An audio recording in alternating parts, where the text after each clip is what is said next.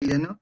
Eh, Vamos a un poco conversar el tema de salud ocupacional, ya que en todo este tiempo se han venido actualizando guías, actualizando consensos, protocolos, se han actualizado algunos nuevos artículos, ya que frente a otro tipo de enfermedades ocupacionales como en el día a día vivimos, como es en este caso las lumbalgias, las hipoacusias inducidas por ruido, las neumoconiosis, ya las tenemos establecidas, ya sabemos cuál es su implicancia, cuáles sus efectos, inclusive, ¿no? Su forma de tratamiento y cómo se puede desarrollar en las industrias y de alguna manera poder contenerlo y que las empresas puedan llegar a evitar, pues, dañar a algún tipo de trabajador. Es por ello que, pues, de alguna manera es vital poder actualizarse en el tema de salud ocupacional para los que tienen algún médico ocupacional. Qué bueno, porque de alguna manera, pues, este es un soporte muy importante. Y en las empresas más pequeñas, que algunos no cuentan con médico ocupacional, es también relevante que pueda informarse para dirigirlo en ese sentido, ¿no? Eh, Vamos a ver algunas diapositivas previas en este caso. Justamente ayer estábamos viendo, salió la normativa nueva que rige en los aspectos de salud ocupacional para las empresas, cómo se van a reactivar, cómo los trabajadores deben ingresar, cuáles son los planes de contingencia, los cambios que se deben llevar en las empresas. De alguna manera, este documento técnico que nos envía el MINSA es una guía bastante interesante que nos orienta, en este caso, las pautas mínimas que debemos seguir, aunque con algunas falencias en alguna que otra situación. Sin embargo, pues acá es el momento para poderla dilucidar. Es importante que tengan en cuenta que el coronavirus es en este caso un riesgo biológico. Como saben, el ser humano puede ser afectado, infectado de alguna manera por algún agente viral, bacteriano, parasitario o micótico. Sin embargo, estos agentes, de alguna manera ya se tiene descrito un tratamiento, una terapéutica destinada para este tipo de afecciones al organismo. Sin embargo, el coronavirus, siendo una infección nueva, un virus nuevo, no tenemos tratamiento definitivo, no tenemos una arma que realmente sea letal para poder reducir esta infección. Es por ello que los tratamientos se basan en prevención, en este caso de evitar que se propague el virus, y el tratamiento puramente es de alguna manera mitigador, mitiga la fiebre, mitigar la tos, mitigar la falta de oxígeno. Es por ello que el contagio radica, la forma de contagio radica como de alguna manera tenemos el control en las industrias. La transmisión actualmente que tenemos del COVID, por ser un virus pesado, se sabe que una persona al poseer el virus no puede en este caso esparcir el virus más de 2 metros de distancia. Es por ello la necesidad de que se aplique la distancia social en las empresas. En la nueva guía actualmente están indicándonos que manejemos de alguna manera los 2 metros metro de distancia, metro y medio en algunos momentos. Sin embargo, es estandarizado según los últimos estudios que para una distancia segura debe ser en por lo menos 2 metros. Adicional a ello, tener en cuenta que el virus, al uno hablar, al uno estornudar, a una persona al estar simplemente tosiendo, esparce el virus por el ambiente donde transcurre. Si en este caso esa persona que tiene COVID pasa por la oficina, por todo el recorrido, desde el ingreso hacia su lugar, posición o su asiento, va a esparcir el virus. Sin embargo, la otra persona, compañero de trabajo, supervisor, agente de seguridad, que transcurre por esa zona y que de alguna manera no lleva el correcto lavado de manos, obviamente va a ser la forma de contagio indirecta, ya que la transmisión puede ser directa. Una persona con coronavirus frente a otra persona con una distancia social, una distancia corta, que pues le transmite el virus y pues continúe la cadena que puede llegar a infectar entre 3 a 5 personas, ya que los últimos estudios indican ello, y adicional a ello también el lavado de manos, ya que de forma indirecta, como les comento, si yo paso mi mano por ese escritorio, si en este caso cojo la manija de la puerta que la persona con coronavirus ha cogido y no me lavo las manos y me llevo esas manos sucias o con el virus a las mucosas de la boca, la nariz o la vista, puedo ser otra vez la puerta de entrada para este virus. Es por ello que es importante y prescindible que en las empresas desde ya se practique el lavado de manos y también se practique distanciamiento social en pro del contagio y se evite esta situación, ¿no? Otra parte importante en las industrias es reconocer por parte del personal de salud que tienen en este caso responsabilidad, es que puedan identificar los síntomas previos al coronavirus y también tener en cuenta que las personas que tienen COVID no necesariamente van a ser personas sintomáticas. En su gran mayoría de casos son personas asintomáticas y posterior a ello se vuelve sintomático, con síntomas generalmente que no pasan de ser, a veces pasan a ser desapercibidos. Por ejemplo, les comento, la típica forma de que comience este síntoma de coronavirus es pues el dolor de cabeza, la tos, en este caso la falta de aire, pero en su gran mayoría comienza con un malestar general, luego asociado, en este caso, al dolor de cabeza, la fiebre, y se va sumando, se va agregando la tos y la falta de aire. Estos síntomas mínimos que son el malestar general, tos, son en su gran mayoría el 85-83% de personas. La gran mayoría de la población sufre estos síntomas. Un porcentaje menor llega a requerir oxígeno a demanda, que es por ello que tienen que ser hospitalizados, y probablemente requerir tratamiento adicional para ello. Y finalmente, solamente un 3% es el caso de pacientes que tienen que requerir una cama de UCI y estar conectado a un ventilador mecánico. ¿Cuál es la crisis hoy en día en nuestro país por las deficiencias que tenemos de salud pública? Esta parte importante de la tercera diapositiva es bueno que que lo conozcan para que de alguna manera guiarnos frente a las pruebas rápidas y las pruebas moleculares.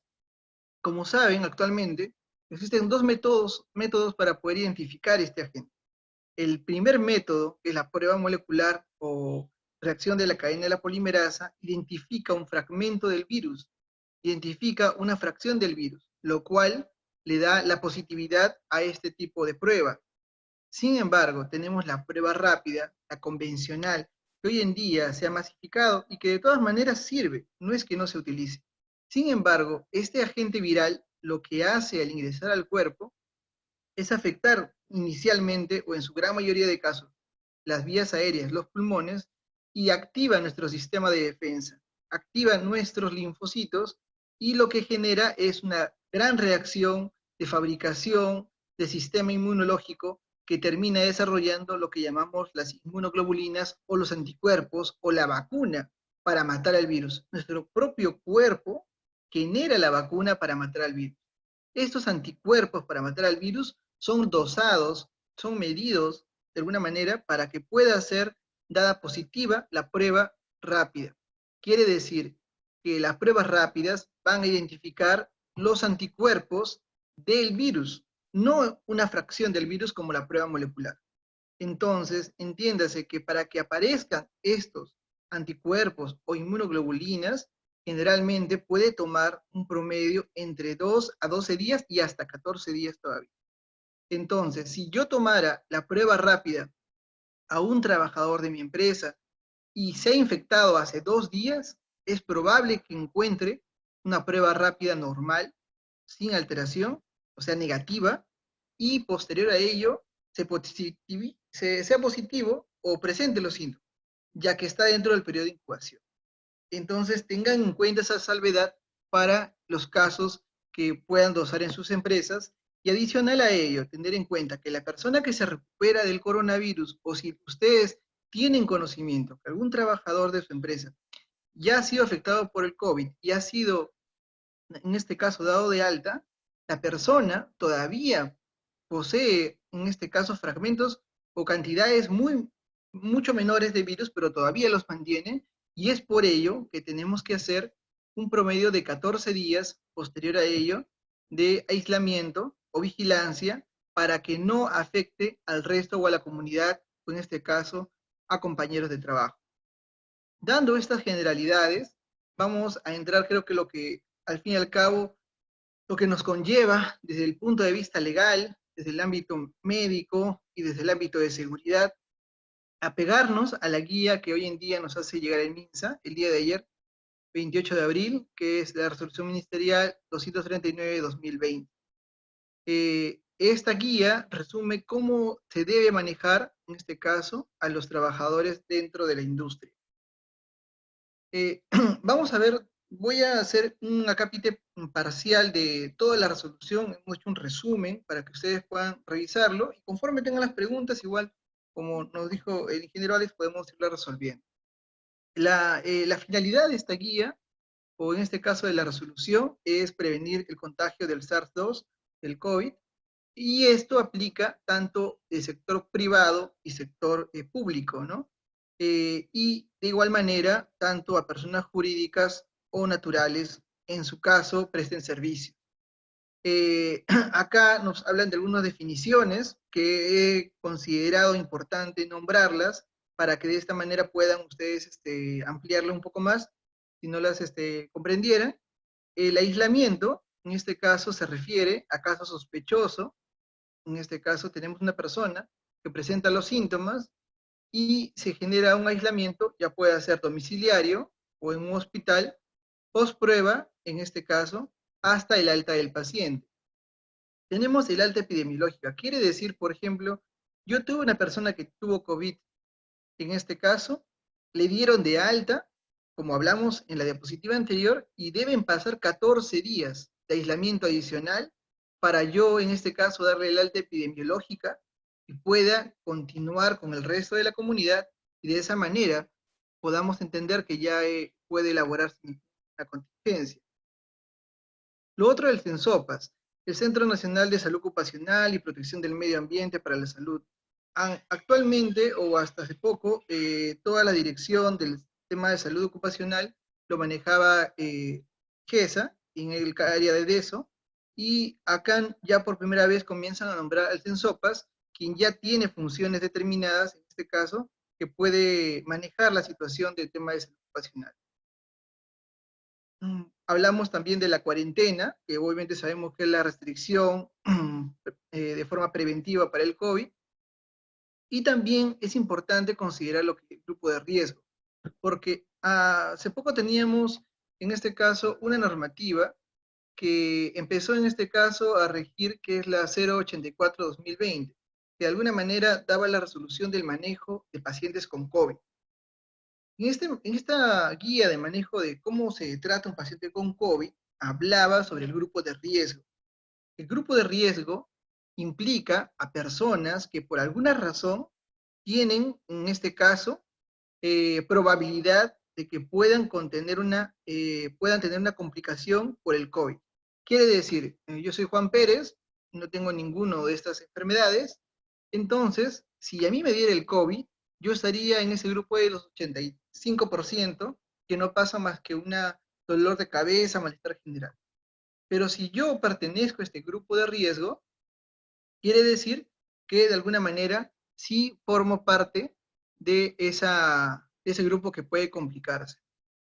Acá considera a las personas que tienen más de 60 años, personas que tienen hipertensión arterial, diabetes mellitus, enfermedad cardiovascular, enfermedad pulmonar crónica, inmunosupresión, y acá entra un debate adicional, que es el tema de la obesidad, porque en la guía menciona en las definiciones solo este número de grupo de riesgo, pero ya en todo el tratamiento o todos los lineamientos que maneja la guía, sí menciona a la obesidad como factor de riesgo. También en la guía de manejo de COVID, que les decía de la resolución 0.4, también manejaban que también es incluida la obesidad. Y eso se los comento porque la obesidad considerable hoy en día en casi todas las empresas y generalmente de grupos administrativos, que no generalmente oscila entre el 20% o 25% de trabajadores. Quiere decir que, por ejemplo, lo que se hizo la consulta inclusive al Ministerio de Trabajo era que el grupo de riesgo no debe laborar durante la cuarentena. Si yo soy una actividad, por ejemplo, productiva que el gobierno me permite laborar en cuarentena, puedo laborar siempre y cuando este grupo de personas no vaya a hacer labores in situ en la empresa. Estas personas deberían hacer, en este caso, trabajo remoto para ese fin. Acá lo vemos mucho mejor, como le decía, todo lo que son grupos de riesgo. Aquí hablamos de otros conceptos, tener en cuenta que hoy en día también ha habido mucha discrepancia sobre el tema del uso de mascarillas, y las mascarillas de tela, las quirúrgicas, las N95. Hay en este caso, quizás si alguno ha revisado las propiedades o para qué se utiliza cada tipo de mascarilla. Bueno, pues en este caso, aquí en la guía Doctor, solamente menciona sobre las... doctor, Sí, ¿me logra escuchar? sí, sí, Alex. Justo para no dilatarnos mucho tiempo al final, algunas consultas que va contra el tema, quizás te la puedo trasladar, que ha ido ya de la diapositiva anterior, que consultan, por ejemplo, Kate Molina consulta si la inmunosupresión se ¿Sí? incluye la anemia dentro de No, la inmunosupresión. la anemia en este caso no es una inmunosupresión. Inmunosupresión llamamos a aquellos pacientes que tienen, en este caso, algún tratamiento con Ujú. quimioterapia, radioterapia, asociados a cáncer, o de alguna manera, o el VIH, tuberculosis, situaciones que conllevan a que su sistema inmune o los linfocitos puedan ser vistos a menos. La anemia es una reducción de la hemoglobina o en este caso debido a falta de hierro, vitamina B12 o vitamina B6, que no está dentro de ese grupo. Muchas gracias, doctor. Justo siguiendo un poco lo que usted ha explicado de los factores de riesgo y un poco comentándole sobre algunos estudios que también como empresa consultora estamos haciendo para algunas empresas, me llamaba mucho la atención de que el tema de obesidad salía, digamos, en un porcentaje bastante alto, ¿no? Inclusive con un IMS de 40, ¿no? Que son obesidad, Efectivamente. digamos, ya mórbida, ¿no? Entonces, y también el otro de la hipertensión. ¿Cómo ve estos factores de riesgo usted que ve más a profundidad estos temas? Que cuáles son, digamos, los más repetitivos que ha podido ver, digamos, dentro de estos análisis iniciales que se está haciendo en abril. En el caso de la obesidad, la guía lo especifica que también se incluya, en este caso, la obesidad de por sí, obesidad tipo 1, obesidad tipo 2 y hasta la obesidad tipo 3. Sin embargo, ya se ha visto estudios con bastante asociación, en este caso, con obesos, visto en este caso de que pues Estados Unidos es el país más golpeado por la pandemia por la gran cantidad de obesidad. Pero podríamos considerar, creo yo, técnicamente médica, que pueda restringirse a los obesos tipo 2, partiendo de los obesos tipo 2, ya que Oh, efectivamente ellos están en un nivel mucho mayor. Tenemos mm, casos de a veces sobrepeso tipo 2 en el límite superior con lo obeso, y no lleva a una mayor relación, que sería una acotación. En el caso de los hipertensos, debería valorarse, como hablamos en este caso, el control de los hipertensos. Podemos tener personas con hipertensión de 170 sobre 100 sin control, o hipertensos controlados, que de alguna manera pues sí puede estar dentro de un parámetro adecuado porque tiene control, está con tratamiento, sus controles de presión arterial son buenos, entonces podría no ser tanto pegado a la guía que nos presenta.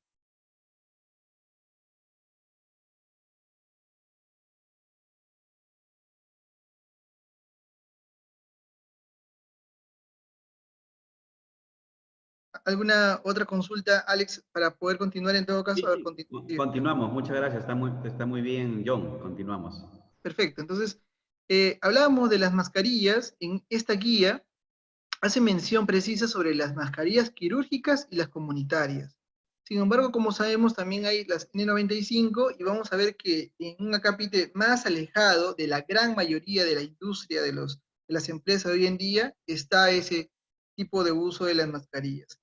Eh, Es importante también quizás aclarar como médicamente que las mascarillas quirúrgicas ayudan o evitan a que las personas que tienen el agente viral o de alguna manera reduce la probabilidad de que la persona que tiene la enfermedad la transmita. Las mascarillas de tela no pueden usarse como barrera para que no atraviesen las microgotas.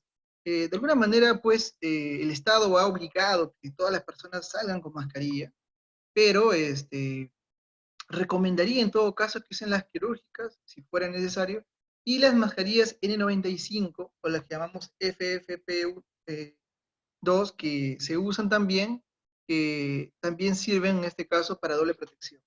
La persona que está cerca de nosotros no nos puede transmitir, ni nosotros transmitimos. Es una barrera de ambos lados. Luego tenemos, como hablamos, las pruebas rápidas, que es detección de anticuerpos, como hablábamos, inmunoglobulinas M y G, la prueba molecular que detecta el fragmento del virus. Habla también de la definición de un profesional de salud, que antes en su gran mayoría mencionaba únicamente al personal médico ocupacional que dirija la salud de los trabajadores de las empresas. Hoy en día ya está involucrando con esta guía, con esta resolución también a las enfermeras. Eh, Consideran acá los protectores respiratorios para casos, vamos a ver más adelante los niveles de riesgo, que se deben usar los protectores respiratorios FFP2 y N95, que tienen una protección de un 95% de partículas, en casos de muy alto riesgo y alto riesgo. Puestos de trabajo con riesgo de exposición, vamos a ver ahorita un cuadro, cuáles son los puestos de trabajo con riesgo de exposición, el regreso al trabajo, que es distinto a lo que llamamos la reincorporación laboral, que vamos a ver también posteriormente, y los síntomas que ya le hemos visto, que sí debemos en este caso conocerlos e identificarlos fácilmente en alguna de nuestras empresas que un trabajador pueda venir.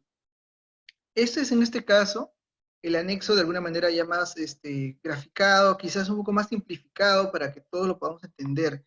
Quizás algunos quieran alguna anotación aquí adicional, es más o menos lo que ha dicho la resolución ministerial.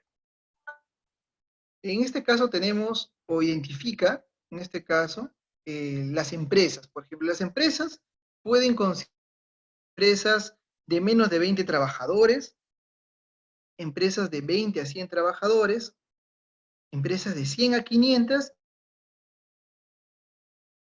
Tenemos, como ustedes saben, empresas consideradas con actividades de alto riesgo y empresas que se consideran que no están con actividades de alto riesgo. Esta disposición o necesidades de profesionales médicos a las empresas se maneja de esta forma. Cuando tenemos, en este caso, una empresa que es menos de 20 trabajadores, que no es de alto riesgo, no va a requerir ni enfermero ni tampoco médico. Si en este caso consideramos que es una empresa de alto riesgo nos basamos, ¿no?, en la ley del SSTR, donde pues escriben todas las actividades y sus modificaciones posteriores que han venido, y identificar si obviamente la empresa está dentro de ese marco. El número de trabajadores, si es menor a 20, ya no en este caso debe en este caso ausentarse de nada, sino debe tener sí o sí una enfermera, que debe ser con un número no mayor de horas, no más de 36 horas semanales, o 150 horas mensuales. ¿Qué quiere decir? O sea, como empresa, por ejemplo, hablamos una empresa constructora que tiene 15 trabajadores, debe contratar a una enfermera 35 horas, 36 horas. La norma dice no más de 36 horas. Quiere decir, para siendo en este caso equitativo, puede contratarlo de alguna manera 15 horas, de acuerdo a su necesidad. Puede contratarlo 10 horas, si lo necesita, 8 horas, de acuerdo a la necesidad de la empresa, de acuerdo a la cantidad de trabajadores. ¿Y qué pide que esa enfermera o enfermero tenga? No pide formación sobre salud ocupacional. Pide que en este caso tenga competencias o conocimiento, a lo cual lo determinamos como experiencia en el rubro ocupacional. Eh, Sin embargo, como le digo, es importante considerar que no pide formación del enfermero. En el tipo 3, en este caso empresas tipo 3, ya no importa si en este caso es una empresa de alto riesgo o no es de alto riesgo. Solo importa la cantidad de trabajadores. De 20 a 100 trabajadores, sea de alto riesgo o no lo sea, debe tener en este caso igualmente su enfermera o enfermero o no más de 36 horas semanales o 150 horas al mes, de la misma manera, con la misma formación como ocurre en todos los casos. Las empresas tipos 4 ya nos involucra que sí o sí tenga, en este caso, enfermero, en este caso, y médico. Pero precisamente acá va lo del médico, especifica lo del médico. Que el médico debe, en este caso, tenerse de una cantidad menor o igual a 18 horas semanales. Y la formación del médico tiene que ser con solamente diplomado en salud ocupacional, mínimamente. No especifica más o menos, pero solamente dice que tenga diplomado en salud ocupacional. Entendemos que las normas anteriores hablaban médicos con especialidad, médicos magíster, médicos egresados, anteriormente hasta médicos internistas, médicos con diplomado. Pero en este caso, en esta resolución menciona que tipo 4 tienen que tener médico, no menor, de 18 horas a menos, en este caso, con diplomado. El tipo 5, que ya hablamos de más de 500 trabajadores, la cantidad de enfermeros se mantiene y la cantidad de médico se duplica. Y la formación también la cambia. Dice, debe ser médico egresado de la maestría, médico magíster en salud ocupacional o médico especialista en su lugar. Para el caso tipo 5. Pero si en el caso tipo 5 superara las 1000 personas, debe tenerse un personal adicional en la misma proporción por cada 1000 personas, si fuera el caso de la empresa. Entonces, es la nueva disposición que hoy tenemos sobre la necesidad de profesional médico referente al tipo de empresa, y ustedes quizás ubicarán a la empresa a la cual trabajan, y, pues, ¿no? Son las formas como se requieren. Como les repito, las horas son máximas. No es que yo tenga que contratar esa cantidad de horas. Antes se consideraba tiempo completo de un médico ocupacional 120 horas al mes, lo que era igual 6 horas por 5 días a la semana. Hoy en día, de acuerdo a esta disposición, ya se considera un tiempo completo 150 horas. Estas disposiciones al parecer han variado. Sí, Doctor dime. John, qué excelente resumen esta tabla, de verdad. Yo también estoy apuntando atentamente estos nuevos cambios.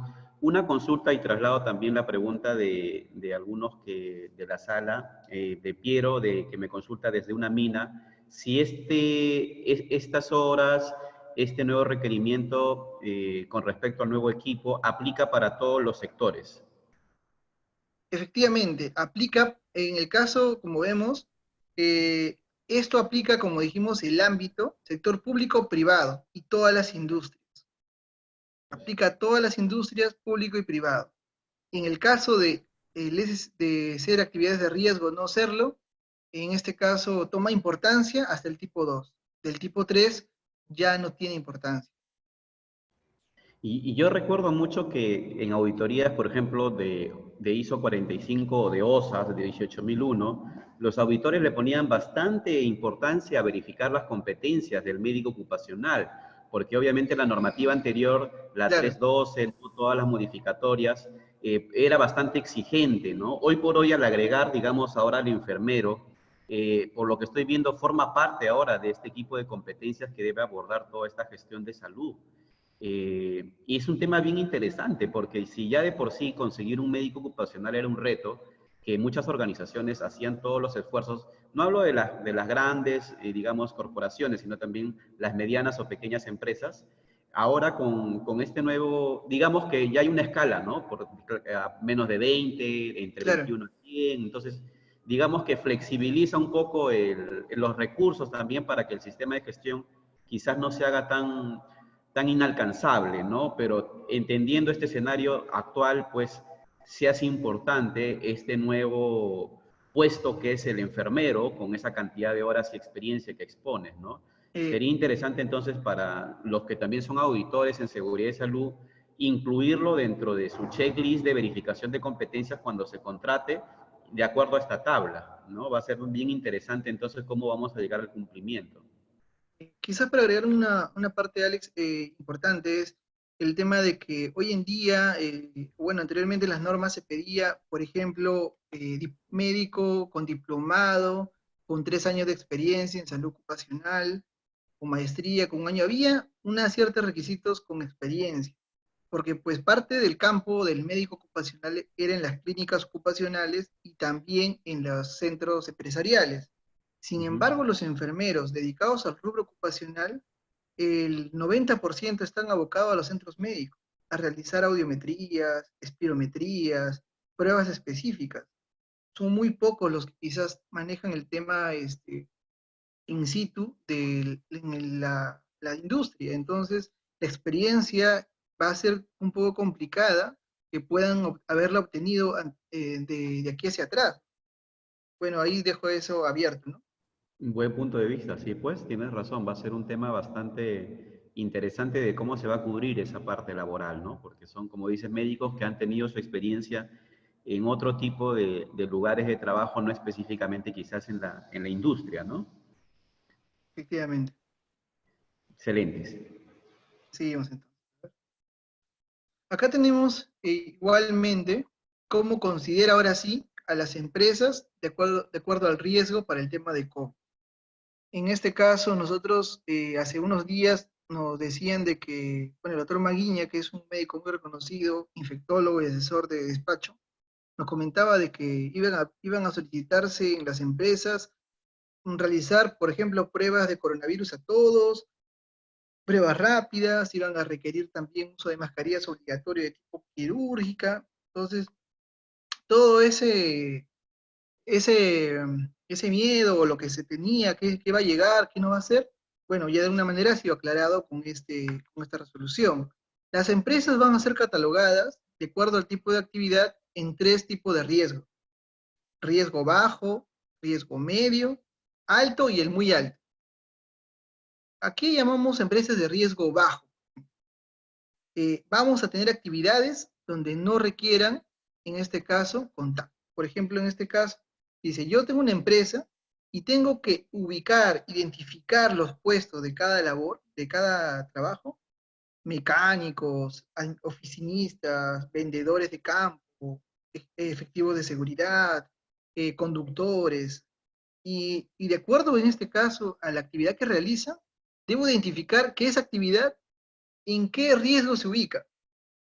Supongamos en este caso la labor, como hablamos acá, de limpieza pública en todo caso, o en su lugar fuera un trabajo administrativo, donde no requiere contacto con otra persona para que este colaborador realice su labor. Donde no requiera contacto, donde no requiera tener una cercanía, donde se rompa distanciamiento social, es un riesgo bajo. ¿Y qué puestos generalmente son esos riesgos bajos? Son trabajadores de limpieza, pero no los que son o los que trabajan en centros médicos. Por ejemplo, decimos, no, soy una empresa de limpieza X que le doy servicio a un montón de empresas, pero no va a aplicar esto, en este caso riesgo bajo, para aquellos que le dan limpieza a centros médicos especializados que podría tener trabajos administrativos, trabajos operativos, pero que no conlleven atención al público.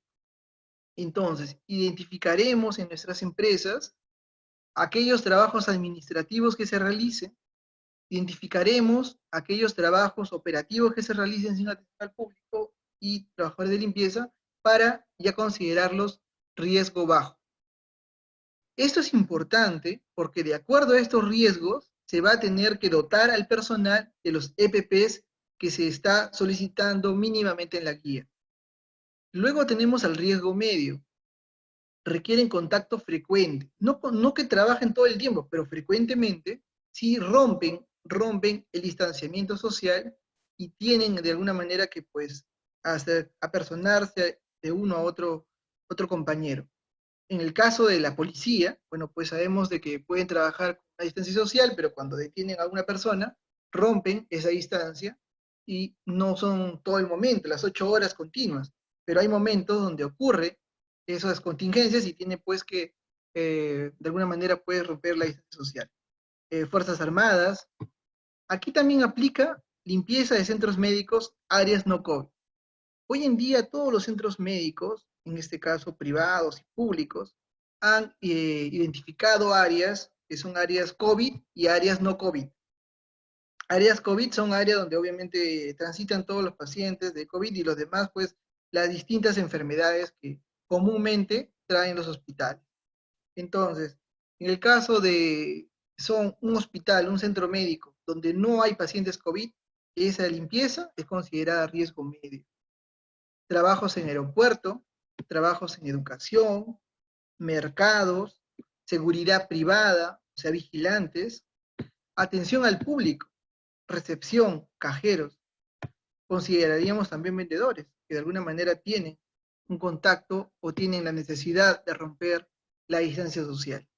Ese grupo es llamado riesgo medio. Entonces ya vamos ideando y clasificando a todas las actividades dentro de la empresa en estos riesgos. Los riesgos altos y muy altos son casi el sector de salud, que no es lo común, que quizás creo que todos trabajen aquí. Y acá tenemos lo siguiente. Yo soy un paramédico que traslada la ambulancia del paciente con COVID.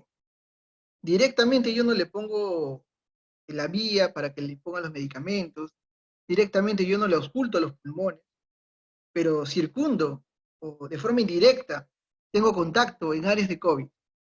Entonces esa persona es considerada riesgo alto. Enfermeros, que hay un contacto cercano, pero no directo, transcurre por la, o pasa por las áreas de COVID, pero no directamente es el que le administra los medicamentos. Trabajos funerarios, yo tengo que, en este caso, adecuar en este caso el servicio para poder, en este caso, dar la partida a esta persona. Son trabajos indirectos, pero no, obviamente, que haya tenido contacto duramente con el COVID. Hablamos del riesgo muy alto, es el contacto directo. Es el médico que trata a paciente de COVID, la UCI, paciente que contrata o que trata al paciente, en este caso, en la hospitalización, cuando se detecta un COVID en un domicilio y hay que recogerlo y lo tiene que encapsular en esas cabinas que han visto. El de la morgue, el que tiene que manipular el cuerpo in situ. Entonces, ese grupo es el muy alto. Por eso les decía que prestemos poca atención a los de alto y muy alto, ya que no es la gran cantidad de empresas, y nos centramos generalmente en las empresas que su gran mayoría son el riesgo bajo, y tenemos que diferenciar algunas actividades que podrían ingresar en el grupo de riesgo medio. Qué excelente tabla, resumen, doctor John. De hecho, si me permite, ¿Sí? estos 4 niveles de riesgos los veníamos ya conversando con los participantes que están siguiendo el módulo de especialización de IPRC aplicado al COVID, porque veíamos que ya la OSHA, la 3990, hablaba de 4 niveles de riesgos en función del puesto, ¿no? Y justamente tiene bastante relación porque ponía en riesgo muy alto a las personas que están directamente involucradas con el tratamiento del COVID, ¿no? Pero no especificaba el nivel de detalle que tiene esto del riesgo medio, el riesgo bajo, porque, por ejemplo, yo tengo personas, también empresas que están trabajando en el aeropuerto, contratistas que están trabajando en el aeropuerto. Y es entendible desde el nivel de exposición, ¿no? Porque se le ha colocado en riesgo medio, o los mercados o el sector de educación donde hay bastante aglomeración de personas. Yo creo que aquí el concepto va tanto de qué tanto las personas hay una aglomeración o también qué tanto el puesto se expone. Por ejemplo, coloca en riesgo medio la seguridad privada, ¿no? Y normalmente el de seguridad es el que toma a veces el pistoleo de temperatura.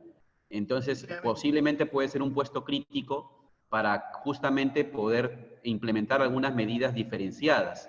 Y esto un poco comentábamos de que estos niveles de riesgo no deben ser solamente informativos, sino nos debería ayudar a la toma de decisiones cuando propongamos el control operacional, porque podría ser en unos casos más exigentes que en otros, ¿no? Un puesto de trabajo que está en atención al público, por ejemplo, va a ser distinto al que trabaje un trabajador administrativo que no tiene contacto, ¿no? Entonces, qué importante este cuadro que nos has preparado, doctor, porque nos ayuda un poco a tomar decisiones un poco más estratégicas en la gestión de seguridad y salud, dependiendo del puesto de trabajo, ¿no? Y hablábamos también que este criterio lo deberíamos tomar en cuenta cuando evaluamos el riesgo en el IPA, en el nivel del índice de exposición, ¿no? Porque quizás podríamos tomar esta bibliografía que tiene justamente esta normativa de la 239 para poder abordarlos, ¿no?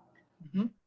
Pues, Justo acá me consultan, por ejemplo, sí, vamos un poquito a adelantarnos para no... Dicen, ¿no? En el sector construcción, ¿cómo lo verías? ¿En qué nivel de riesgo? Justo la consulta que nos hace... Vamos a trasladar algunas consultas por el tiempo. Jessica Mesones nos consulta, ¿no? El sector construcción, ¿cómo lo verías? ¿En qué nivel de riesgo? claro, habríamos que identificar los puestos. En este caso sabemos que hay varios tipos de puestos, Correcto. ayudante, o hay en este caso capataces, operadores. Se diferenciaría todos los grupos de puestos y aquellos que puedan laborar donde no necesite el apoyo de otro colaborador, por ejemplo, los pintores, podrían estar en riesgo bajo.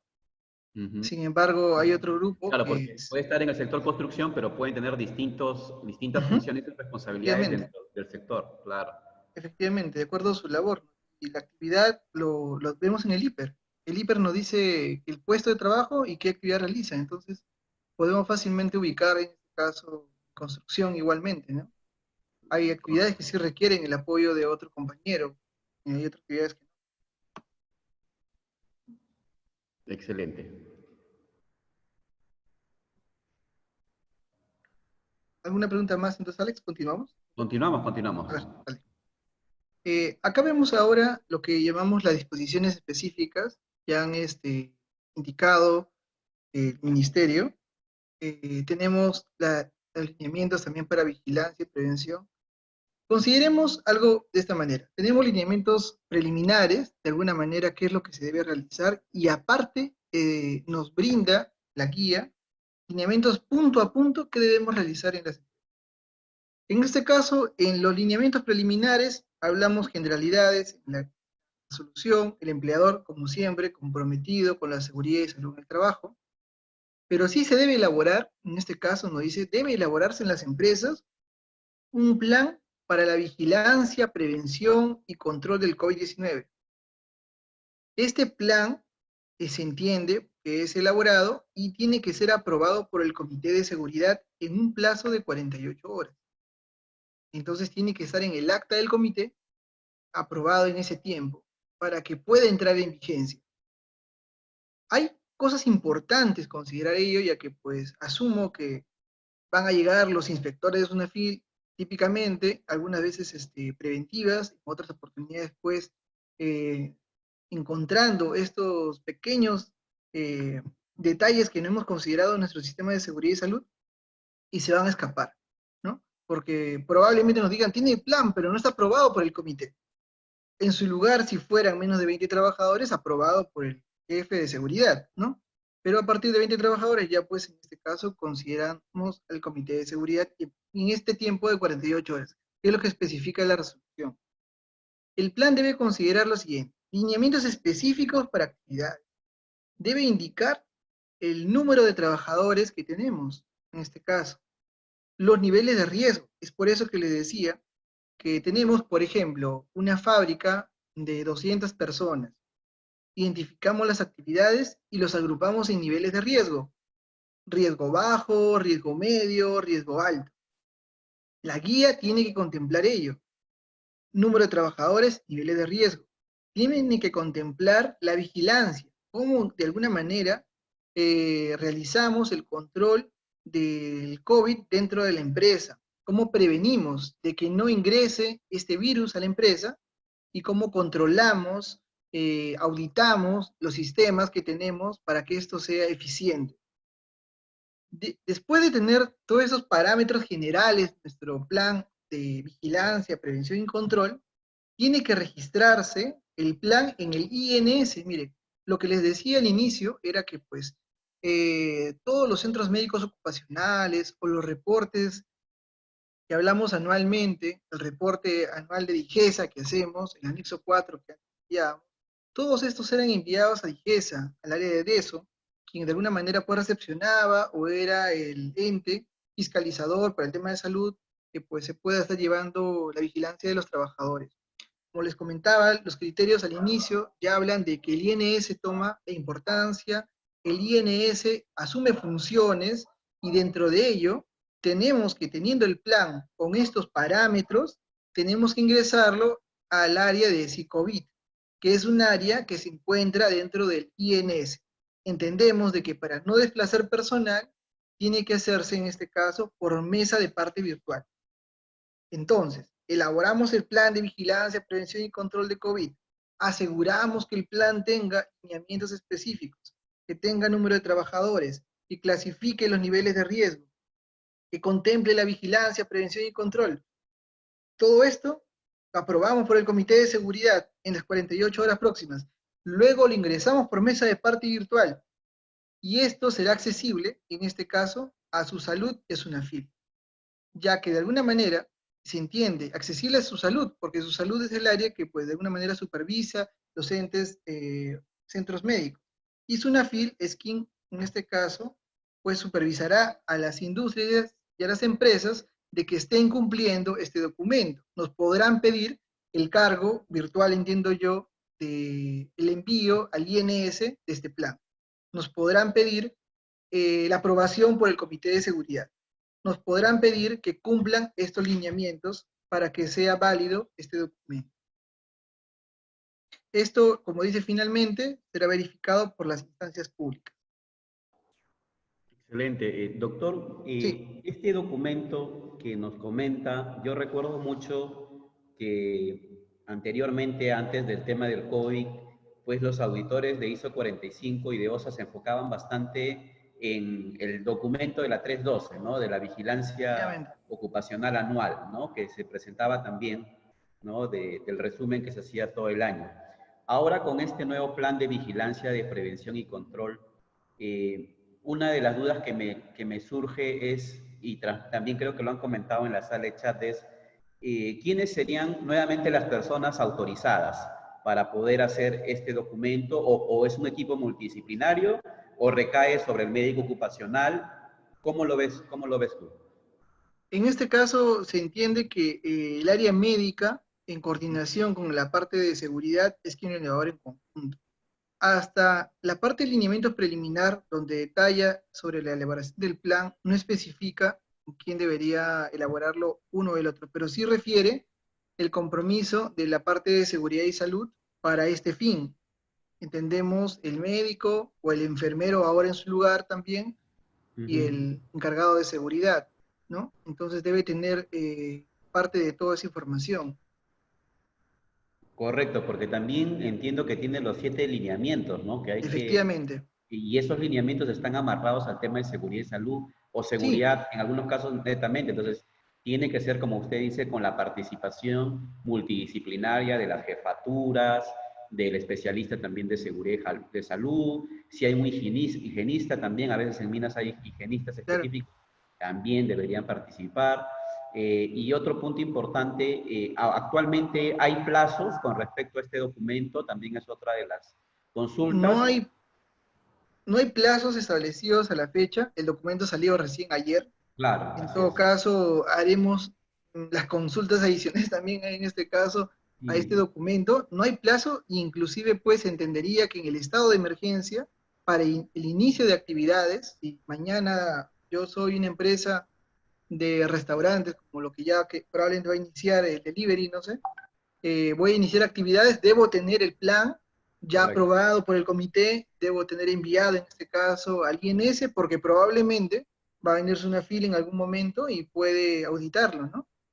Yo creo que lo más importante, más que el cumplimiento, claro, legal, que a muchos nos preocupa por la autoridad, yo creo que este lineamiento del plan de vigilancia inclusive es antes de la reactivación de actividades, porque lo que se busca es Efectivamente. como yo decía el día de ayer, en la primera reunión de kickoff que podamos tener de la reactivación de actividades, pues tener todas las reglas y protocolos claros para que no exista la posibilidad del contagio, ¿no? Entonces, digamos, aquellas empresas que están haciendo ahorita trabajo remoto o todavía no han iniciado actividades, es el momento para poder construir este protocolo para Claro, justamente dar los lineamientos iniciales. efectivamente, tiene que ser anticipado, ¿no? Vamos a ver la siguiente diapositiva. Correcto. Ya hablamos en este caso aquí los lineamientos para la vigilancia, prevención y control del COVID. Incluye en este caso 7 lineamientos. Hablamos desde la limpieza, desinfección de los centros de trabajo, la evaluación de la condición de salud del trabajador previo al regreso o reincorporación. Aquí habla dos términos importantes y quizás habríamos que tener también mucho cuidado al hacer el documento, porque la guía explica, regreso lo considera aquella persona que ha estado en cuarentena y que, bueno, pues regresa al trabajo. Y reincorporación es aquella persona que ha tenido COVID y que tiene que entrar al trabajo. Entonces, a veces en los textos ponemos procedimientos, reincorporación de trabajadores, pongamos, ¿no? Se entendería reincorporación. Entonces, ese grupo ha estado infectado del COVID. Y no es así. Importante definición, ¿no? Y Sí, también, hay que marcar la diferencia, ¿no? Regreso y reincorporación. Reincorporación marca eso. El lavado y desinfección de manos, la sensibilización de la prevención del contagio en el centro de trabajo. Y es importante porque antes la gente no estaba muy sensibilizada por los medios visuales, televisión, internet. Hoy en día se han sensibilizado más, ¿no? El lavado de manos. Sin embargo, se tiene que continuar esto en las empresas. Medidas preventivas de aplicación colectiva, grupales, medidas protectivas personales y la vigilancia de salud del trabajador, que es la parte final. Vamos a ver uno a uno, de alguna manera, para poder dilucidar cualquier consulta que tuviera. Hablamos primero de la limpieza y desinfección del centro de trabajo. Refiere lo siguiente. Antes del inicio de las labores, yo trabajaba, en este caso, una metalmecánica que estaba acá por Lince, y pues me han comentado que el día lunes próximo tengo que entrar a trabajar. Previo al inicio de actividades, todos los ambientes, todos los equipos, todas las unidades móviles, todas las áreas tienen que ser desinfectadas. Tiene que ser en este caso libre de, en este caso, de un agente, y por ello pues se hace un proceso de desinfección. Tiene que tener ese control. Se tiene que establecer la frecuencia de la limpieza. Por ejemplo, en el día, se va a limpiar 2 veces al día, 3 veces al día. Se tiene que establecer la frecuencia de la limpieza. Aparte de ello, mínimamente tiene que ser una limpieza diaria. También la persona que hace la limpieza, el personal destinado para ese fin, tiene que tener la protección y capacitación de las sustancias que va a utilizar, y así también de las características del lugar, para no vaya a ocurrir de que hayan áreas donde no vaya a realizar ese procedimiento de limpieza. Son los parámetros que involucra el documento debe considerar realizarse, ¿no? Antes, previo y bueno, pues con esa frecuencia. Vamos a la parte 2, lineamiento 2, que dice evaluación de la condición de la salud del trabajador previo al regreso o reincorporación. ¿Qué habíamos hablado en parte inicial? Identificar el nivel de riesgo, bajo, medio, alto, muy alto. Luego tenemos que a todas las personas aplicar la ficha sintomática COVID-19. Si han visto la guía, son 5 preguntas básicas referente a si presenta un síntoma. Y tiene que estar firmado por el trabajador. Entonces, la empresa tiene que en este caso identificar el nivel de riesgo, aplicar la ficha sintomática para asegurarnos de que, como una declaración jurada, que el trabajador dice que no tiene síntomas, puede ocurrir que por la necesidad de trabajo diga estoy sano, pero sí tiene un problema de salud. Aparte tenemos el control de temperatura, que hoy en día se está considerando en todas las empresas, el control de la temperatura al ingreso. También tenemos la prueba COVID que se debe realizar. ¿Qué quiere decir acá? Acá hay algo muy importante. como les comentaba, antes de que salga esta resolución, había mucha especulación que las empresas iban a obligar a que a todos los trabajadores se le practique pruebas COVID, ya sea molecular o pruebas, en este caso, rápidas.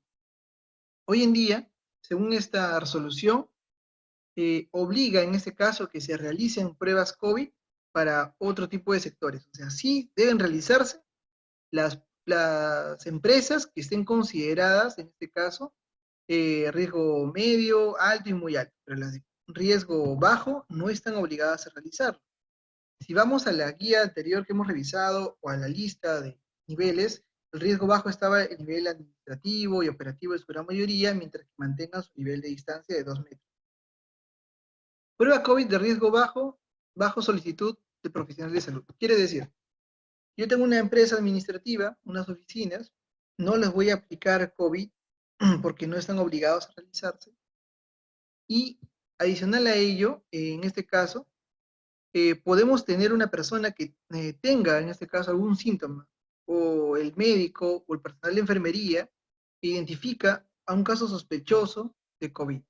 Si el personal de salud de la empresa considera que se debe realizar la prueba COVID, prueba, ya sea prueba rápida, prueba molecular, se debería realizar. Entonces, en el caso de empresas considerado riesgo bajo, solo será realizado bajo solicitud del profesional de salud, ya sea el enfermero o ya sea el médico. La aplicación de la prueba COVID tiene que estar según el plan de lo que se ha determinado y la valoración del personal de salud al regreso o reincorporación se tiene que realizar de la siguiente manera. En este caso, si tenemos un caso sospechoso, en este caso que haya tenido, en este caso el tema del COVID. Riesgo bajo, llamamos ficha epidemiológica COVID, COVID-19, prueba COVID, identificación de contactos en el domicilio. Hablamos de lo siguiente, una persona que tenemos que ha ocurrido que ha dado, tenemos síntomas probables de tener COVID. Ha venido con fiebre, ha venido con tos, falta de aire, malestar general, síntomas relacionados al COVID, lo va a identificar nuestro profesional de salud. Y si en este caso ocurriera eso, tenemos que hacer lo siguiente. Hacemos lo siguiente. Pedimos, en este caso, llenamos una ficha epidemiológica COVID, que ya está en la resolución anterior, que es me parece que es la 480, la última resolución que sacó la ficha de COVID. También se la puedo enviar para que la puedan revisar, que no está en esta resolución. Adicional a ello, sí se le debe tomar la prueba COVID-19, se debe identificar los contactos en el domicilio, se debe comunicar a la DIRES, y sea a la Dirección de Salud de la región. Tengan en cuenta que el Ministerio de Salud ha direccionado que sea repartido, en este caso, en DIRESA norte, sur, este, oeste y centro. De acuerdo a la dirección de la empresa, se tiene que notificar a la DIRESA próxima. Actuación según la resolución ministerial 193-2020, esta resolución indica el manejo de COVID. Seguimiento clínico a distancia diariamente. Para hacerlo más simple, es lo siguiente. Hoy en día estamos trabajando, le toma la temperatura a un trabajador y sale con 38,5. Entonces, inmediatamente se comunica al personal de salud, él va a hacerle llenar la ficha epidemiológica, va a solicitar la prueba COVID, en este caso puede ser rápida, molecular, va a contactar e identificar a los contactos en el domicilio del trabajador, va a notificar el personal de salud a la DIRESA que corresponde de la empresa, persona de la empresa. Obviamente, este personal de salud debe conocer el manejo de COVID según la resolución 193. ¿Cómo se maneja un paciente de COVID? Para que actúe en razón a eso. Porque puede ocurrir de que trate con medicamentos que no son los apropiados. Tener en cuenta de que hoy en día la gente dice hasta, no sé, como he escuchado a Trump, toma hasta desinfectante. Entonces, hay una guía propia que se tiene que seguir. Seguimiento clínico a distancia diariamente. Se va el trabajador a su casa y el médico o el enfermero tendrá que estarlo llamando diariamente para ver la evolución de su salud y cómo va a mejorar. Esta persona pudo haber considerado persona con COVID positivo, dio positivo a la prueba. Entonces, tiene que pasar en este caso, pasados los 14 días de aislamiento, recién puede ver una evaluación médica para... Si él tiene COVID, como les digo, tiene que ir a aislamiento y luego de 14 días de aislamiento, el médico evalúa si puede regresar o no. Es importante esta condición de la evaluación médica porque de alguna manera se entiende de que ya no va a haber contacto al resto de personas. Si mañana un compañero de este señor que retornó se infecta de COVID, va a referir que en la empresa se contagió porque ese señor tuvo COVID.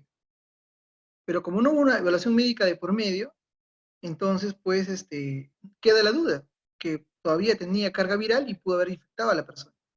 Es por ello que es importante realizar la evaluación médica previa antes del ingreso.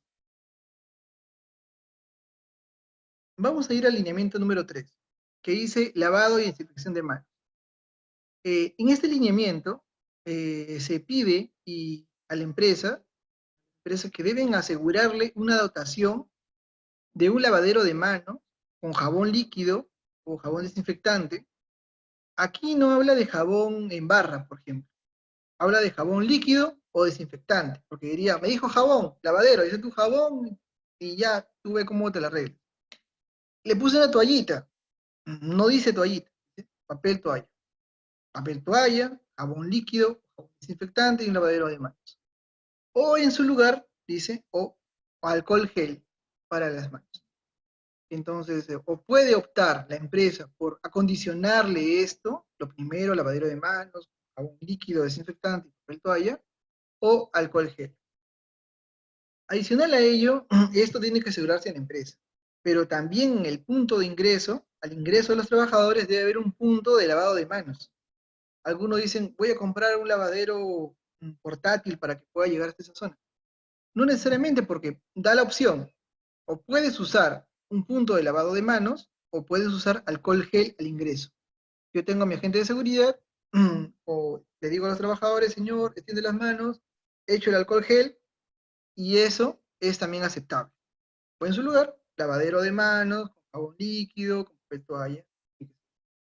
Si tenemos en este caso algún lavadero de manos, jabón líquido y papel toalla, tiene que sí o sí ir pegado frente a él el correcto lavado de manos. Porque la gente quizás no sabe, obviamente, todos los procesos o pasos de lavado de manos.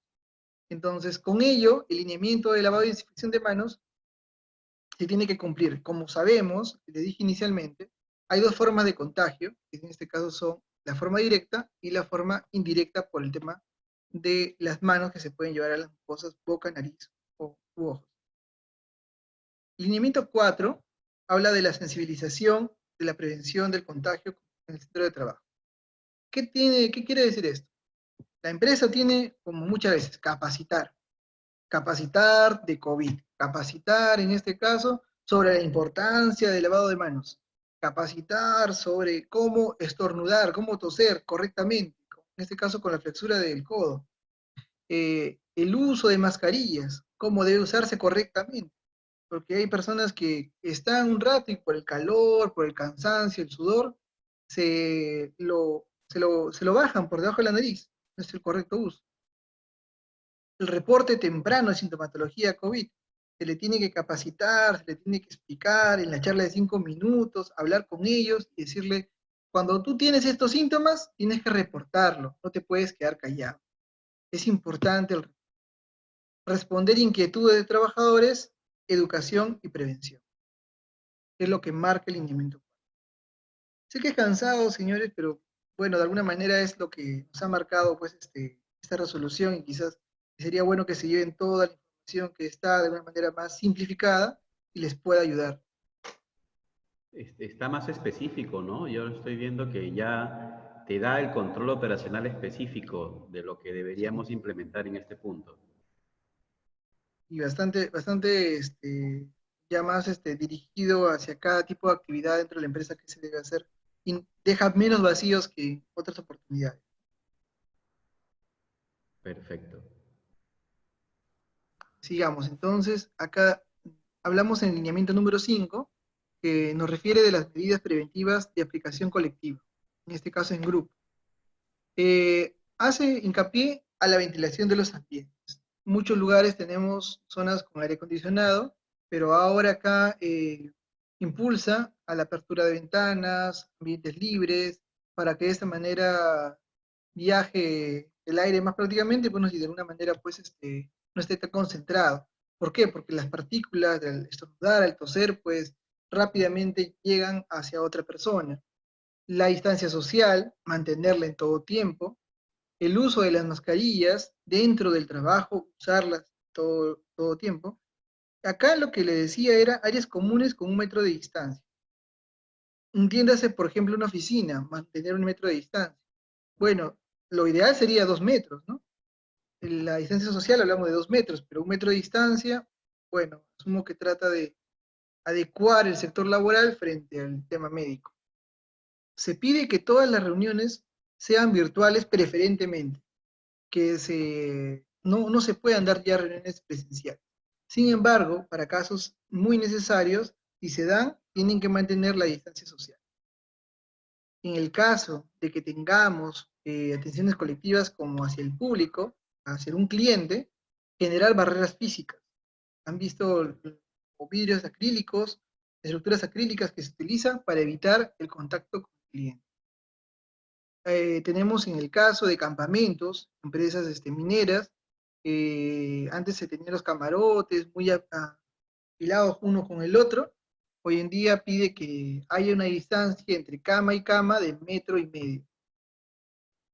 Luego la importancia también de la desinfección del calzado para áreas comunes, lo que también ocurre, la aglomeración, la salida y el ingreso de personas de la empresa, establecer puntos de acopios para desecho de PPs, las mascarillas, generalmente no deben ser desechadas en el mismo lugar donde están los papeles, debería ser desechado en un lugar distinto, y se tiene que establecer, se tiene que dotar de estos puntos de acopio para estas mascarillas. Acá hablamos de los FPs como refiere que debe utilizarse. Habíamos hablado, recuerda, del riesgo bajo, riesgo medio, riesgo alto y el muy alto. Casi todos los sectores estábamos en el riesgo bajo. Entonces nos exigen que todos los sectores utilicen sus trabajadores mascarillas quirúrgicas.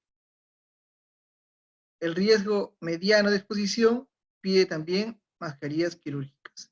Los respiradores N95 están diseñados, en este caso, para muy alto y alto. Y bueno, ya para otro tipo de situaciones especiales que son más que nada médicas. Esta tabla, disculpe que le corte, Sí, doctor, y qué interesante porque ahorita el contexto actual de muchas empresas es que se está agotado el respirador N95, ¿no? Y digamos aquí también la normativa nos da opciones, ¿no? Si es un riesgo medio, un riesgo bajo, tranquilamente podríamos también proponer una mascarilla quirúrgica, por lo que estoy viendo en la tabla, ¿no?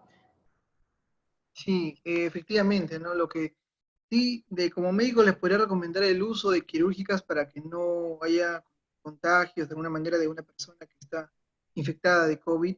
El uso de mascarillas de tela sí no es muy recomendable. De todas maneras, Sí, no se es debería usar. correcto. Muy Es a algo, pesar de que lo ha autorizado por la NTP, pero no es la tiene pues necesidad, creo yo, esa del país. necesidad.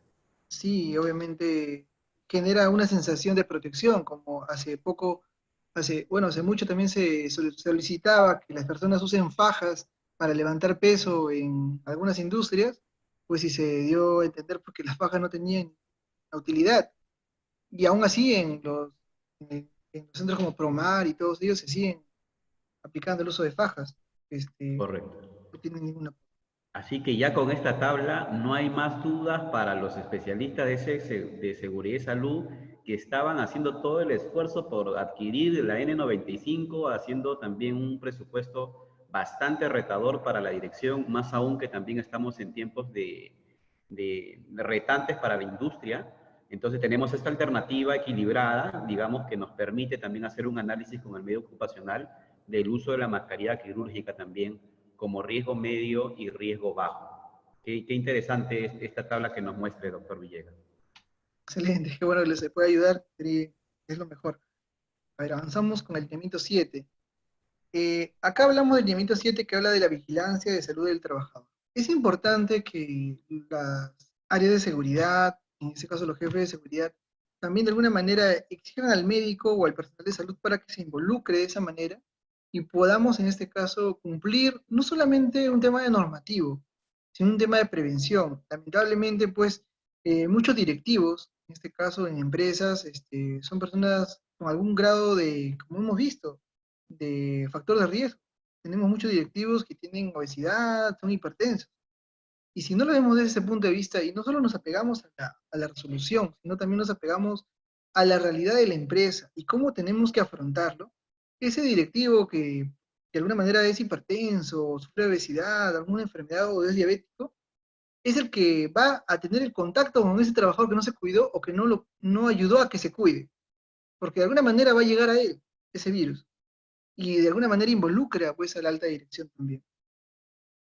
En la vigilancia de salud del trabajador tenemos que se indica que se debe realizar el control de temperatura al ingreso y a la salida y el registro de los mismos.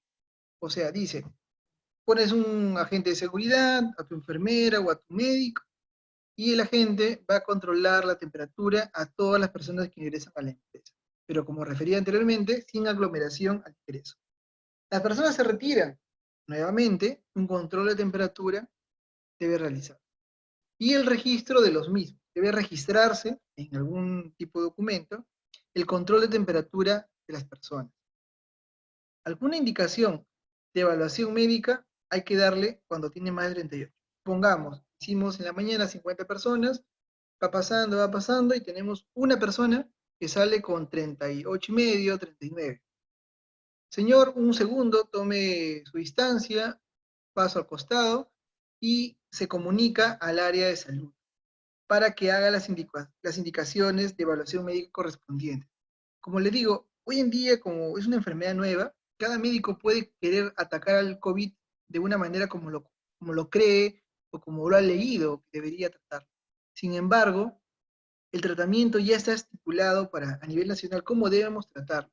Y tenemos que hacer que el personal de salud que tenemos en la empresa se acoja o se apegue a ello. Porque si pasa o desborda esa situación, pues puede generar daños, por así decirlo, colaterales y también hacia la imagen de la misma empresa. Ocurre en el caso, dice, si fuera una empresa que es considerada de riesgo muy alto, que no son casi la gran mayoría. Nos referimos gente que pues trabaja con gente con COVID, o sea, hospitales, centros hospitalarios donde tienen áreas de COVID, enfermero, médico de COVID, a ellos sí se le tiene que tomar al inicio, a la mitad de la jornada y finalizando la jornada. Luego, considerar también, en este caso, la fiebre y síntomas de COVID como casos sospechosos. ¿A quién yo le llamo caso sospechoso? Aquella persona que me sale con fiebre, que llega con fiebre y tiene síntomas de COVID, síntomas que hemos hablado. A esas personas son casos sospechosos y como habíamos hablado anteriormente, nuevamente repite, hay que hacerle la ficha epidemiológica, la prueba de COVID. Acá importante es de que si ya tiene los síntomas, probablemente, como hablamos en las diapositivas iniciales, le hablé del periodo de incubación, uno se infecta hoy y a los no al día siguiente ya se los síntomas, puede ser a los 3 días, 4 días, 5 días, pueden cursar hasta 12 días todavía. Entonces, en esos primeros días les comenté que es poco probable de que la prueba rápida salga positivo, pero si esta persona ya tiene síntomas, es probable porque ya el periodo de incubación haya culminado y ya ha formado anticuerpos. Entonces la prueba COVID va a salir positiva. Contacto en centro de trabajo, hay que, si estos tenemos fiebre y síntomas de COVID, hay que también tomar nota de con qué personas en el área de trabajo ha tenido, ¿no?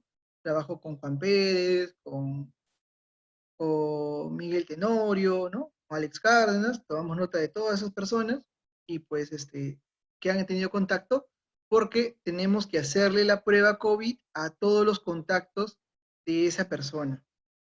También, adicional a esos contactos, También hay que identificar las personas del domicilio, como anteriormente hablamos, y de igual manera comunicar a la direza que corresponde de la dirección del trabajo. Este es el procedimiento que se debe continuar.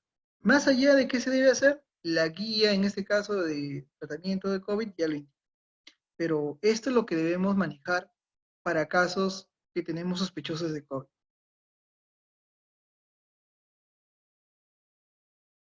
Acá tenemos, en este caso, que también menciona dentro del control de vigilancia médica las medidas preventivas para exposición a otros factores. El señor regresó, pero yo estoy aquí como empresa asegurándome que ningún paciente con COVID entre. Pero está entrando una persona con depresión, porque tiene al papá enfermo. Está entrando una persona que de alguna manera ha tenido algún problema ergonómico, quizás ha estado en una mala posición en casa, unas malas condiciones, no vive adecuadamente. El hecho de que ha regresado a trabajar, probablemente está con suspensión perfecta, no ha cobrado, entonces tiene una carga mental muy grande porque tiene deudas, tiene que pagar el colegio y todo ese tipo de cosas.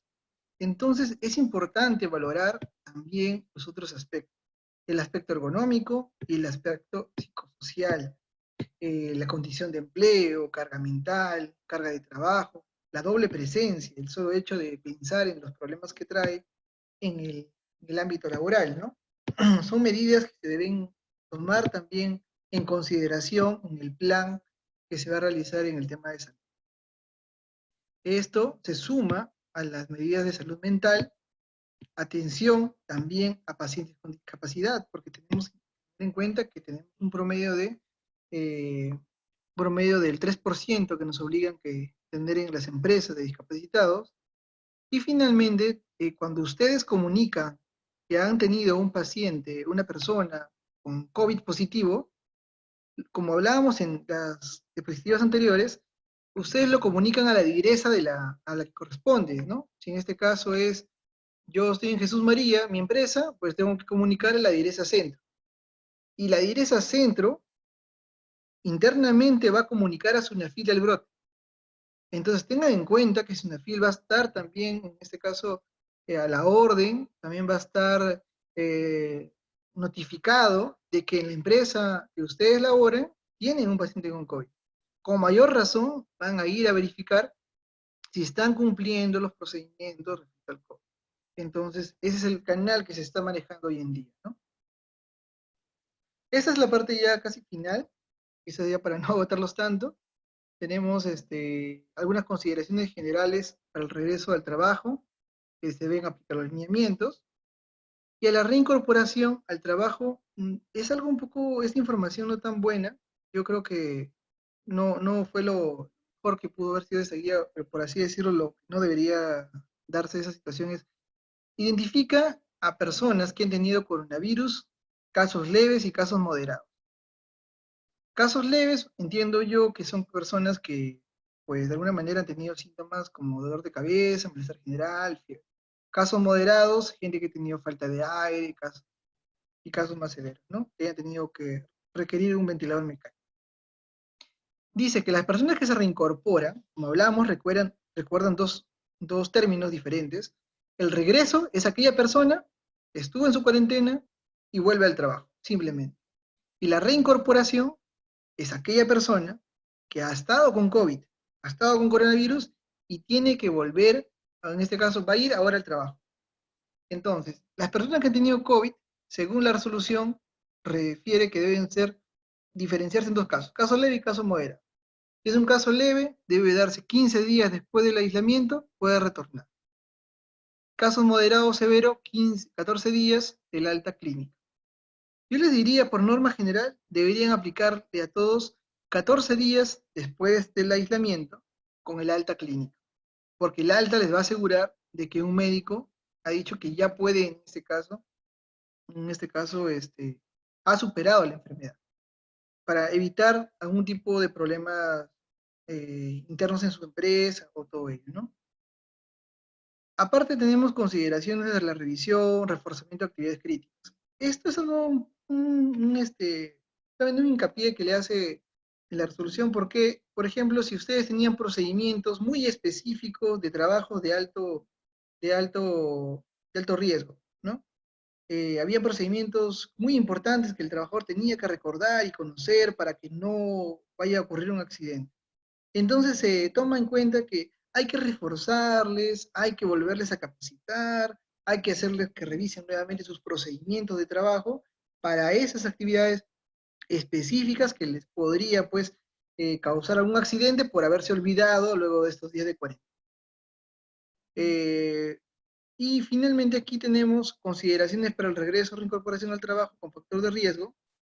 Hasta hoy en día dice, si en este caso una persona tiene en este caso un factor de riesgo, debería, y estamos en la cuarentena, debe mantener su cuarentena. Persona de 60 años no debe volver al trabajo, persona diabético tampoco, hipertenso tampoco, obeso tampoco, por así lo dice, ¿no? El médico determinará su regreso o reincorporación laboral, cualquiera sea el caso. En toda situación, pues, el médico valorará, deberá volver al trabajo. Bueno, señores, ha sido un gusto. No sé si tienen algunas preguntas, algunas dudas. Muchas gracias, doctor. La verdad es que hay bastantes consultas, pero obviamente por el tema del respeto al horario vamos a seleccionar algunas. Me ha quedado bastante claro. La verdad es que yo te pedí un resumen general, pero prácticamente has explicado toda la normativa de la 239. La verdad, doctor John, te agradezco de corazón ese servicio que has tenido con nosotros, con todos los profesionales. Realmente esta normativa da para más. Me ha quedado claro los 4 niveles de riesgos que ha mencionado. También este plan de vigilancia de prevención y control contra el COVID, que prácticamente va a ser el protocolo de inicio para todo este plan para prevenir que esto se propague más. Y los 7 lineamientos importantes que nos da la normativa contra el tema de los protocolos. Qué importante documento que ha sacado el Estado, la verdad, y qué bien explicado nos has dado un poco el resumen práctico para que muchos de los que están acá puedan llevarse esta información, lo puedan implementar en sus lugares de trabajo con el único fin de que efectivamente en conjunto evitemos más contagios desde nuestro ámbito o reduzcamos en todo caso, porque obviamente sabemos que este es un tema muy retante que depende de muchos factores, pero desde nuestro ámbito profesional lo podamos abordar digamos, la experiencia multidisciplinaria que se ha dado el día de hoy. Voy a un poco quizás a trasladar algunas consultas. Me van a disculpar las personas, quizás no voy a poder trasladar todas las que existen, pero quizás al final vamos a dejar, digamos, un número, ahí nos pueden escribir. Y también, doctor, quizás nos podrías comentar, usted también tiene los servicios de vigilancia, ¿correcto? Sí, claro, de alguna manera, pues Alex, sí conocen, ¿no? Nosotros, mi nombre es John Villegas, dirijo 2 centros médicos ocupacionales, empresa, se llama la empresa Worker Health, estamos ubicados en San Borja y en San Juan de Lurigancho, damos tanto servicios de exámenes médicos, vigilancia médica, soporte a varias empresas, y de alguna manera, pues, no consideramos, pues, saberlo todo, pero si generamos un aporte, creo que entre todos los colegas, todos los compañeros, pues, podemos hacer un poco más por la salud ocupacional que en el día a día, pues, toma más importancia, ¿no? Muchísimas gracias, John. Entonces, por el tema del tiempo, quizás yo voy a trasladar algunas consultas, nos pueden inscribir al correo. Esta presentación se las vamos a compartir a sus correos junto con su certificado para las personas que obviamente están accediendo al certificado de participación. No se olviden de llenar su lista de asistencias. Es la única evidencia que tenemos de que han estado más de 210 personas conectadas. Y obviamente agradecemos también a las personas que hacen, digamos, su contribución en el certificado, porque da la posibilidad de que podamos sacar muchas más conferencias con más profesionales y realmente es impresionante porque esta normativa recién salió el día de ayer. Entonces, prácticamente se ha hecho un resumen total de la normativa. Prácticamente hay muchas dudas, de hecho, vamos a seleccionar algunas por el tema del tiempo para poder trasladarlas. Por ejemplo, Daniel Poma, vamos a ver, nos consulta, ¿no? Si un trabajador tiene síntomas mínimo, tos, dos dice tos, y fue al centro de trabajo donde se identifica la póliza de CCTR, ¿se Eh, activa? Un poco quiero eh, entender. Ajá. sí, tengamos en cuenta que el STR pues tiene el uso para temas de accidente de trabajo o referentes que hayan provenido del trabajo. Entonces, es probable que hoy en día, bueno, hoy en día es por cierto, las aseguradoras de los EPS sí pues actúan frente al COVID, pero las aseguradoras frente como lo que es en el STR no están coberturando el COVID. Tendría que haberse demostrado que ha sido generado internamente en la labor y todavía es un proceso. No podría ser considerado. Ok. Kenny también nos consulta, ¿qué hacer en caso de los obesos desde grado 1? En los factores de riesgos, la gerencia general de la empresa debe asumir el riesgo para que retornen. Esa es un poco la Mm, consulta. Ahí es un poco controversial en el tema de los obesos tipo 1. Les podría hacer una recomendación, bueno, no podemos tomarlo así como Ujú. así debería hacerse, pero en el caso de los obesos tipo 1, que es un gran grupo, que creo que no debió haberse considerado ellos, debió haberse liberado para que ellos puedan trabajar, así como los hipertensos y diabéticos controlados, me refiero yo, no a los que no tienen control. Pero en el caso de los obesos, podría usarse una salvedad dentro de la norma, que es que el médico de la empresa puede evaluar al, al paciente con obesidad. Probablemente sería bueno que pase una evaluación nutricional, en este caso dirigido por el médico, sumado más unas pruebas de colesterol, triglicéridos y glucosa, y que resulten parámetros normales para que ese sea pues la salida en el cual le permita que él vuelva a trabajar, ya que pueden considerar lo que es un criterio del médico que ha tomado de por medio para que vuelva a su labor, ya que la aptitud no la da el centro médico, la aptitud la da el médico de la empresa. Y pues en esta resolución también lo permite la determinación del médico. Entonces podríamos apegarnos un poco a eso para permitir que ese grupo pueda laborar, ¿no? Perfecto. Y la última consulta, John, si nos permites, abusando un poco de tu No, tiempo, dale, no hay sí. problema. A ver, Claro, vamos claro, a no te preocupes. trasladarla Dale, de creo que hay muchas Thomas y dudas por este Fuentes. tema. Consulta, dice, la enfermedad espondilitis Anquilosante. anquilosante, ajá, es una enfermedad del sistema inmunológico, está incluido en el grupo de riesgo inmunosupresor. Cuéntanos, doctor, ¿cuál es su punto de vista? La espondilitis anquilosante es una enfermedad causada por un factor reumatoideo. Está dentro del grupo de enfermedades reumatoideas. Y esta enfermedad, pues, lo que realiza es dañar generalmente las terminaciones de los tendones y genera dolores, a veces en regiones articulares, pensando que es una artrosis, una artritis, pero no, en su lugar es una enfermedad reumatológica. Entonces, cuando estas personas sufren este tipo de enfermedad, van al reumatólogo, pues, y él les indica varios tipos de tratamiento. El tratamiento o el mejor tratamiento que se puede considerar para este tipo de patología es el tratamiento biológico. Sin embargo, el tratamiento biológico es muy caro. Cada ampolla y mensualmente oscila entre 3.000 a 4.000 soles, hasta 7.000 soles, que es que muchas personas no lo pueden pagar. Por ende, pasan al tratamiento que le continúa, que es el metotrexate. El metotrexate es un tratamiento inmunosupresor y el tratamiento de la espondilitis puede sí ser un factor de inmunosupresión que pueda llevar a que la persona fácilmente se complique en un paciente con COVID. Perfecto, perfecto. Bueno, yo sé que ha quedado algunas consultas sueltas para todas las personas que tienen todavía algunas dudas. Obviamente esto genera bastante análisis.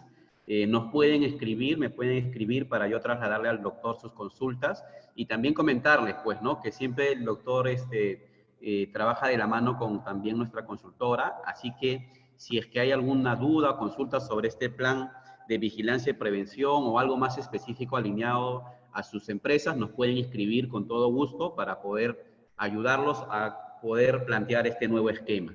Sin más, para mí ha sido un gusto tremendo poder estar con ustedes nuevamente. realmente gracias por seguir capacitándose, gracias por seguir entrenándose. Todos los que han registrado en la lista de asistencias tienen derecho a su certificado de participación previo abono y el día lunes se está enviando a sus correos justamente ese certificado junto con la presentación de nuestro doctor John Villegas.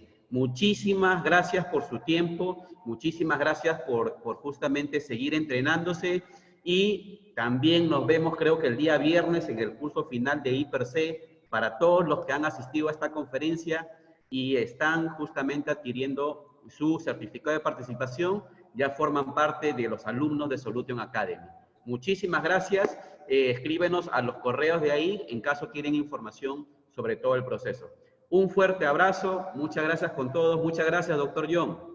A ti, Alex, muchas gracias a ti, saludos a todos, y ahí les he dejado mi número. A ver, para Cualquier todos, cosa, pues, tu claro, número. sí les he colocado, ¿Vale? es 952-272-058. Ok, a ver, vamos a colocarlo en la sala Ahí he de puesto en chat. la sala de chat, 952 272-058. 058. Cualquier Señores, consulta, al cualquier WhatsApp me pueden consulta escribir. le pueden escribir de manera directa al doctor John Villegas, que es una persona muy servicial para que le pueda despejar todas las dudas, ¿ok? Bueno, de mi parte, doctor John, muchísimas gracias. Realmente ha sido una excelente conferencia. Yo de por sí he tomado nota de muchas cosas. Le agradezco de corazón por formar parte de este equipo de profesionales que están contribuyendo con su conocimiento frente al COVID. A todos los participantes, muchísimas gracias por su tiempo. La verdad es que hubieron más de 200 personas conectadas y por más que ha sido casi 2 horas, pues eso significa su compromiso con la salud ocupacional. Un fuerte abrazo a todos, bendiciones, muchas gracias.